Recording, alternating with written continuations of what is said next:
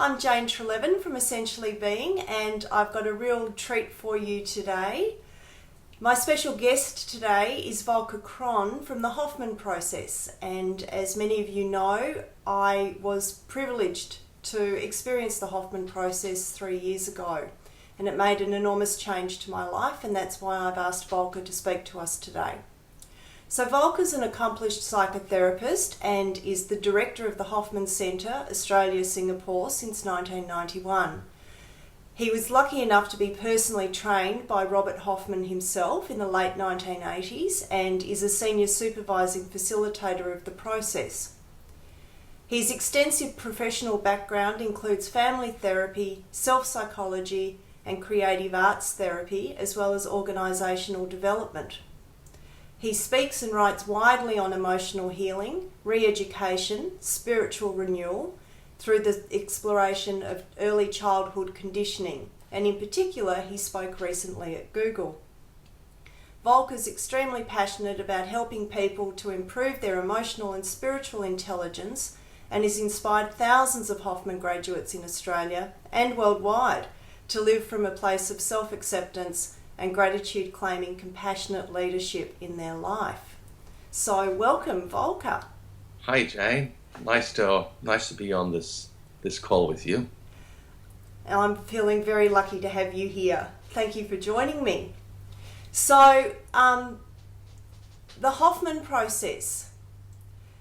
How did you find the Hoffman Process? Well, in my 20s, I was on a spiritual journey. I had, I guess, the privilege to have had enough freedom to really explore myself, and I guess also I had finished my studies in Germany, and I thought I'd go for a little sabbatical abroad, and I arrived in Australia, also traveling via India and doing the whole spiritual inquiry into enlightenment, and hoping that maybe enlightenment would help me just solve all my problems. I mean, if I could catch enlightenment, then I wouldn't have to work or have to deal with all the ups and downs in life, you know. So at least that was my perspective in those days, and I did a lot of meditation. So I did many vipassana retreats in order to find my inner peace. And however, whenever I stepped out of my meditations, my relationships with, particularly also with, well, probably with men and with women, but particularly with women, was always a bit fraught. I had difficulties really, I would call it finding the right person or finding my commitment to the right person. And so eventually I fell in love with a wonderful woman who is actually now my wife, but I came up to my 1.5-year itch, I would call it. I mean, it wasn't even a 7-year itch; it was a 1.5-year itch, and I realized this is a pattern. And somehow I came across the process. A friend of mine actually went over to America and did the process, and she called it, "I'm going to do the therapy to end all therapy." And I thought, right. Yes. But she came back, and something really profoundly had shifted in her. And she also brought Bob Hoffman over to Australia, and I did, together with Jeanette, my wife. She was my partner at that time. We did the process together, and it just really changed my life, because I really understood really more what I needed to do in regards to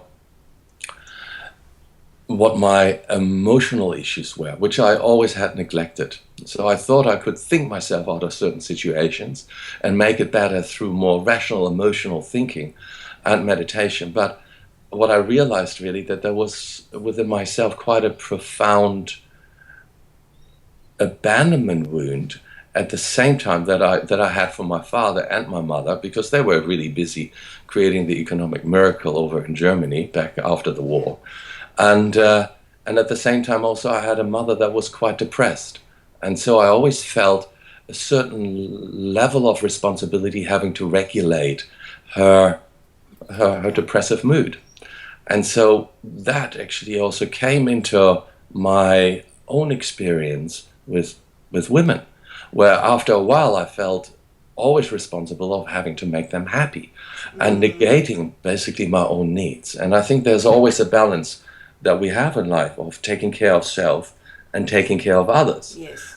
So that balance was always more where I felt I had to take care of the other, to the point where eventually I felt entrapped and resentful, and then felt I needed to get out of the relationship. So that was really an issue, not only in relationships, but also, I guess, also on a professional level, because I would employ the same pattern in any kind of professional structure as well, where I felt I had to give it all to the other, or to the structure, to the organization, etc., and where at the end I felt there was not enough acknowledgement for myself.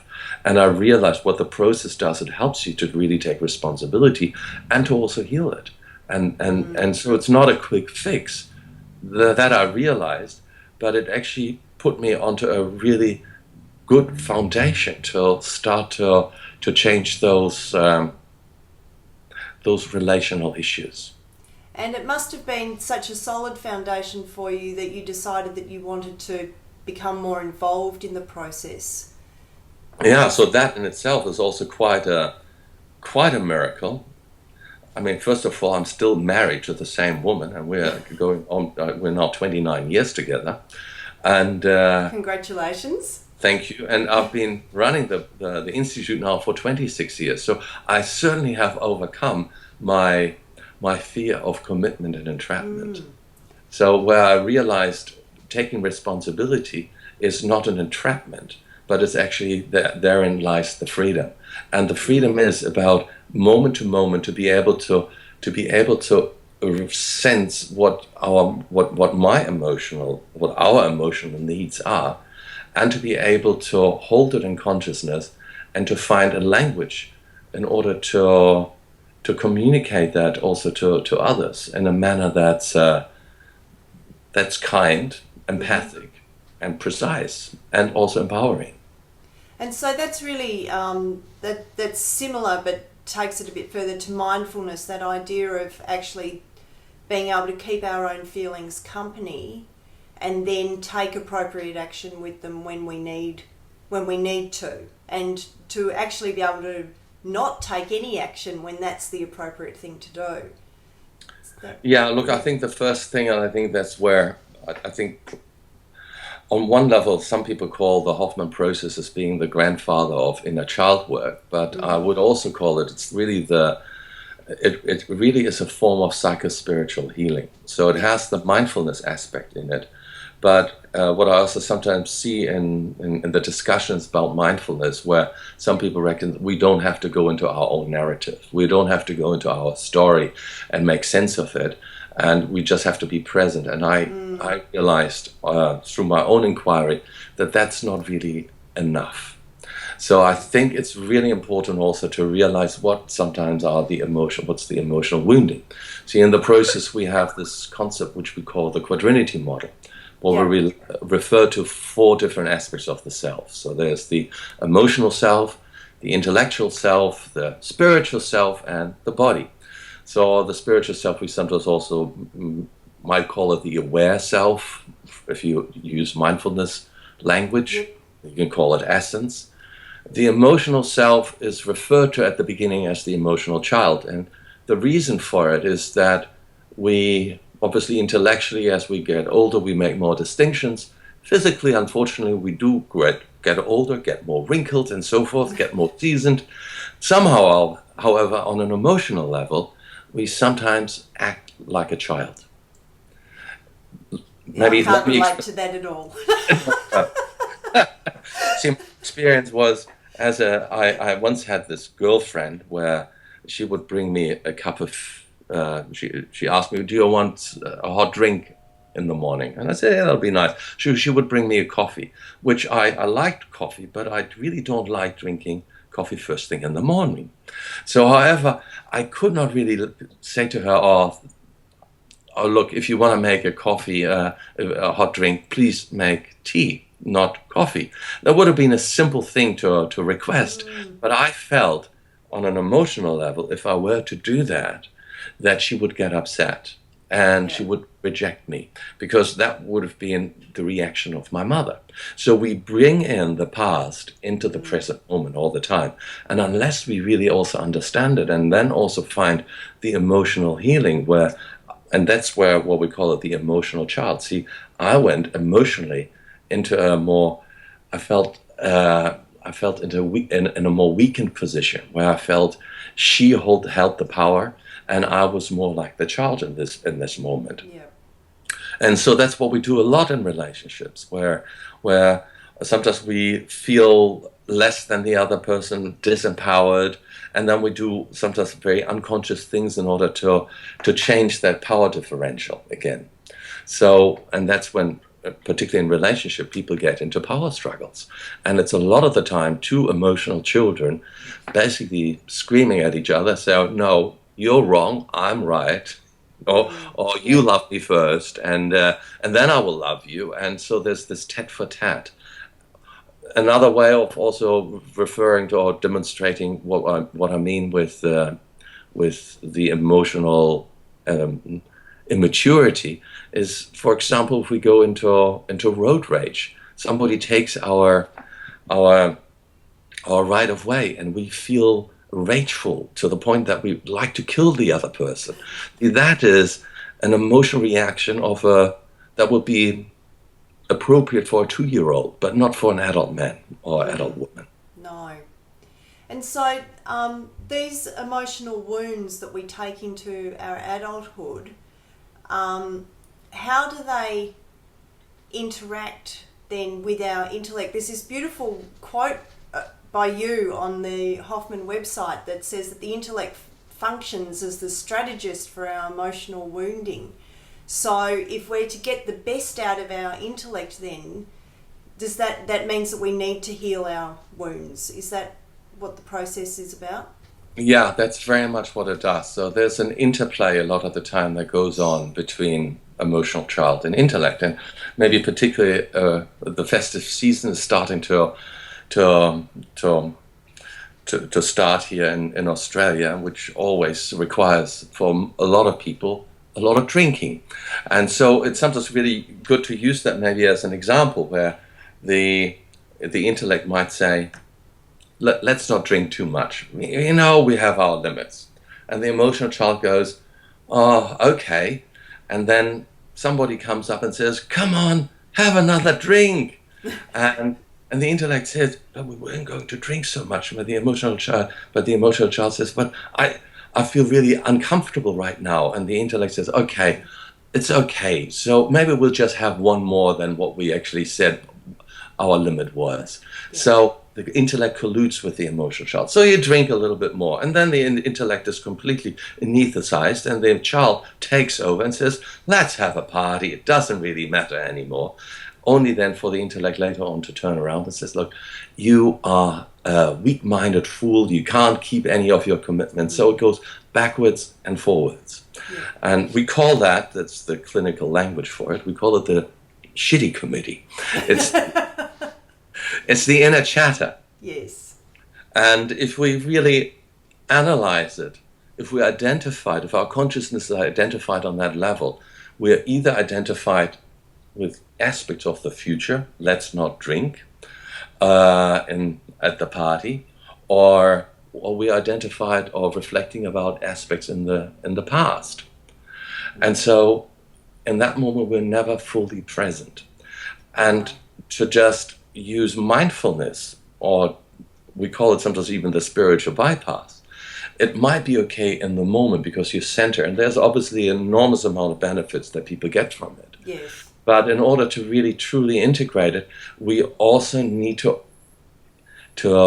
heal the wounds of the past, because they get re-triggered all the time, or very, very, very, very frequently, and then we're often running in our shitty committee, and we're not fully present. Yeah. And so the wounds from the past, you talked about having, learned these patterns of behaviour, and you used your mother as an example and the way that you would interact with her. But the Hoffman process doesn't allow us to blame our parents, to walk away with that blame still there, saying I learned this from them and it's all their fault. Can you just talk a little bit about how the Hoffman process gets people to address their relationship with their parents? Yeah, look, it might be also good for me to mention what we call the circle of transformation. So it gives you a bit more of an overview. First of all, we help people to identify what their current issues are and how certain behavioral patterns may create those issues. So we unpack it in regards to behaviors. For example, if somebody has depressive issues. So depression is a big label. If you look at it from what maybe some of the patterns that create depression, what I have noticed is there usually is a high level of self-criticism there. There may also be a sense that I have to repress my emotions. So sometimes and I don't want to go too much into gender issues here, but what we have observed that probably due to also our socialization, women sometimes tend to repress more their anger. Men repress more their grief and their sadness. So obviously there are variations on that from person to person. But there's an element where we repress certain emotions and we deem certain emotions as inappropriate or not able, where we don't give ourselves the permission to really assert it. Yep. So our vitality goes down. There may be also aspects for a person that they're maybe overly concerned about what other people are thinking about them. So they constantly have to image manage themselves and live as the victim to the perceived opinion of others. So these are all, and there are variations, and there I can go deeper into that, obviously, and we do that from person to person and a lot of details, just right from the very beginning. So people start to actually recognize these are behaviors, and we then trace these behaviors back to where they would have come from. So how we would have learned them in our family of origin, because we come from a perspective that we have behavior patterns, but we are not the behaviors, and they're learned behaviors that somewhat we picked up as in a way in order to survive our family of origin. So we look into cause and effect, and we call it like the demystification of our family system, really. And I think that's an important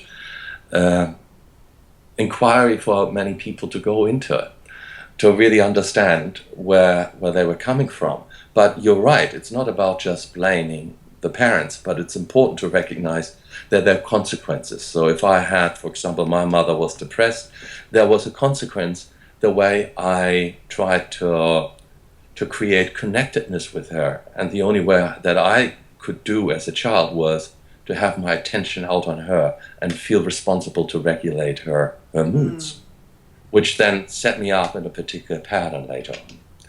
And for other people, if they had a very, for example, angry father or an angry parent, they may have also learned that they needed to become very vigilant about where the next threat might be coming from. So they're identified with in a perspective of constant risk assessment of the world around them, and feeling that they have to defend themselves against it. So these are some of the more cognitive and cognitive inquiries that we help people to do before they even come to the process. So we coach them through that in the pre-course work, and then we get them to do the appropriate expressive work in order to re-embrace their own power and make a stand for their own innate lovability. So, and that is an important piece, and I don't think there's anything else really around where in a very safe environment you get to express that, where you get to express your historical anger and frustration, and you do it, however, specifically on the behavioral patterns that we have now adopted. So it's about really taking responsibility. As the old saying goes, we're not to blame for what happened in our childhood, but we now have to take responsibility for it. Absolutely. And so it's about expressing the response to the patterns of behaviour, not necessarily about specific things that we feel might have been done to us, but more around the behaviour that surrounded those things, so that we can confront the patterns and our own behaviours rather than remaining victims. Is that fair summary? That's the main focus for some people. If there were traumatic experiences, we also help them to actually work through the trauma, and that sometimes also may include that you have to allow yourself to go into the blame because you were never allowed to blame. So you have to also embrace that in order to move to a higher level of consciousness and move beyond blame. Yeah. So, but we also support people through those issues as well. Then the next part of the cycle of transformation is what we call compassion and forgiveness. So where we help people to then shift perspective, to look what must have happened to their mom and their dad when they were little. Yeah. So we get them to review their childhood and put themselves also into the socioeconomic situation in which their parent grew up in, the historical situation, and which was fascinating for myself because my parents grew up in Germany, war Germany, and to really reflect on what it was like as a 4-year-old in basically playing in a war zone. I'd never really reflected on that before, and it made complete sense why my mom was the way she was, and out of that came a deep sense of understanding, first of all, out of which came acceptance, and then deep level of forgiveness and deep compassion, because I could really see that my mother and my father did the best they knew how to. Yeah. And that was a remarkable shift. Just also the way I felt in my heart and how I felt towards them, and it basically equalized the relationship. So they weren't really the big parents anymore. I could see them as another human being, where they had their flaws, but they also did so much good. And I really felt a deep level of gratitude towards them, which then later on also spread out to gratitude toward existence. Yes, it's that, well, compassion's ultimately it is about seeing each person as just another human being who's suffering. And there's a level of impartiality around it so that we can extend the same understanding and compassion towards our parents as we can to the stranger in the street. But we need to begin with those relationships that are closer to home and more difficult for us. Yeah. Yes. And so what's the next step in the circle of transformation? And the next step is then what we call behavioral modification, because it's not a quick fix, you know. So when I did it, I was 30 years old, so I had, 20 odd years of 30 years of conditioning, and to expect that all these patterns would just be gone miraculously. It would be great if it would, but it's unrealistic. So in certain areas, I could see what maybe best way of describing is that the process is like a initiation rite. It basically gives people an experience of their innate lovability, and it's not a concept, but where they actually feel it, because it in their body, it's a visceral experience. So where you start to feel that the contractions around your heart start to open up, and you feel you get the distinction of what it feels like to have an open heart again. And look, if we look at latest research, that's been done, we realized that there's actually a gut brain and a heart brain, and obviously not only the neocortex, but people also who suffer from anxiety, they would also know that there's a lot of the time there's knot in their stomach, or there's this contraction in their heart. Yes. And so the processes are really remarkable of starting to open that up and give people that experience. So what it feels like. So that's the first distinction. And then what it does, it helps you to identify when the patterns come, you start to have the awareness of the pattern. Yeah. And with that awareness, then we can also employ some of the tools and practices of the process to start to shift them. And I think the main thing is also, not only do we need to shift the behavior, but we also need to develop a courage to move into new forms of behaviors, new forms of interactions with the world that previously we didn't allow ourselves to do so, because out of shame or out of fear. Yeah. And so that courage, from my own personal experience of the Hoffman, the courage ultimately came from the fact that I felt reconnected with that inner essence of who I really am, which probably is this, what Christians call the soul, or the Buddhists call the Buddha nature, and it's where the name of this website came from, essentially being, this notion of actually just being with that essential self. And so there were tools that you gave us to actually bring home with us that we could use to continue to foster that relationship with that part of ourselves that then ultimately was fearless. So those tools were very useful. Yeah, no, I that was one of my favorite parts of the process, because it gave me tools. It was not just a workshop where you had maybe a workshop high, but it gave you then also the tools to integrate it. And so it helps people to become very independent, and so that's what we're really on about, helping people to find their loving independence from the internalized parental voices, and to be able to move into their own creativity and to be able to follow their own interests. And authenticity, that's a word that keeps coming to mind. Yeah. And so the fourth step in the transformation circle? Yeah, that was the behavior modification. Oh, okay. So the tools, right? Yep. So where we teach people also to a more intuitive process to come more from their own essence, to actually have their essence as their guiding light, or their guiding force, if you like it. Terrific. Well, we're just coming to the end. How do people, if they're interested in finding out more about the Hoffman process, go about it? I know that you've got a website, but what is the actual process of enrolling in a retreat?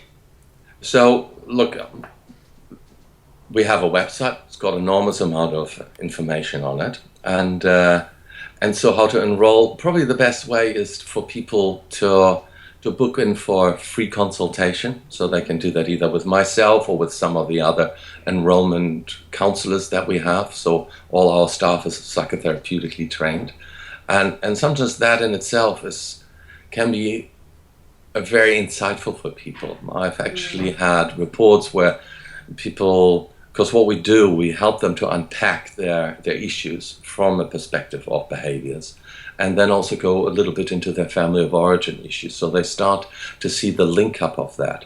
And just having that perspective of moving from a more cognitive behavioral inquiry into a more psychodynamic inquiry, which is tracing it back to mom or dad, that in itself sometimes has been of an enormous amount of insight for people. Sometimes they say, oh, I've got more than that from this session and than a year of counseling. So I don't want to blow our trumpet too much, but it is in itself actually quite a interesting inquiry, and it's all confidential, and there's no obligation. So that's what I would suggest for people to do first, to book in for a consultation, and then they also get more of a feel of who we are, how they can relate to the principles, the concepts, but also like how the whole team is being run. Great. Well, thank you so much for your time today, Volker, and I'm sure that people will be quite interested to find out more after this conversation. And I'll put the links to the website underneath. That's fantastic. Great. Yes. Yeah, wonderful. And people can also enroll online so there's a secure line, so you can put down a deposit, and then we always get in touch with them, and then there's the procedure. So we always talk to everybody who comes to us. We want to make sure that it's right for them, because it's probably more for people who really are sincere about wanting to change their life, and we believe that only people who want to do the process should do the process. It's not for the faint-hearted, is it? Well, it's a hero's journey. Yes. So that it's true, you know. So, but it is also very safely conducted. So it's done by very well-trained psychotherapists, and most of our facilitators, they all have their own mainstream qualifications as a psychotherapist. But they've also, I personally have taught the process now for 26 years, and my other colleagues also for 15 years, you know, so we're really well experienced, and we do create a very safe environment. So the one thing is the process is really safe, but it also, well, it's not a walk in the park. So the wonderful thing, however, about the process is that at the beginning it takes you into some of the more maybe negative affects and emotions, but it then also takes you into a lot of the positive emotions. So most people say it's been the best week of their life, because once we get through our shame, our fear, and our anger, then the door is open to enjoyment and to really feel what love is, and we try to make it fun. Well, it was fun. Not all of it, but some of it was fun. No, it was, yeah. You know. So thank you for that. And the links will be underneath the video for those of you who are watching. And if you have any other questions, I'm sure that you can forward them to me or to Volker, and we'll do our best to answer them. So thank you for joining us. Be happy, be well. Be well. Thank you. Thank you, Jane.